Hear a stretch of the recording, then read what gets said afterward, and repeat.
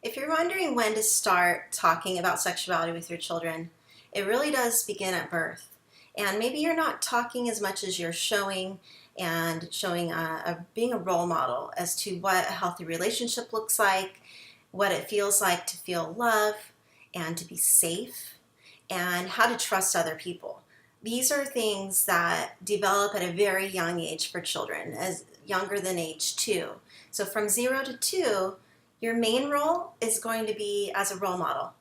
And you are modeling what love feels like, making sure you're holding your baby and you're showing affection. And babies need touch. Touch is incredibly important, and it helps them form all their neurons and to feel safe. And in fact, babies that aren't touched can even die as babies because they don't have enough touch from their mothers or from other human beings. So it's important that you hold your baby a lot and love them and play with them. Those are all things that help foster a feeling of safety and love. Another thing that will happen as the children are very young is they start to explore their bodies, and they're going to be touching all of their bodies. They're going to be putting their hands in their mouths, they're going to be putting their fingers in their nose and touching their eyeballs, and also touching the genitals. It's not uncommon for babies to touch their genitals. So a boy might touch his penis, or a girl might touch her vulva, and it shouldn't alarm you. This isn't behavior that is indication of sexual abuse. It's exploration, okay? And I think the most important thing that you do is you acknowledge that, what those body parts are. So name the body parts with their correct words. That's your eye, this is your nose, that's your penis, that's your vagina, that's your vulva. Sometimes we call it a pee-pee, some other term, right? We have lots of nicknames, but make sure if you're going to use nicknames that you also use the correct term as well. You say adults call that a penis, adults call that a vagina, right? I think that's really important.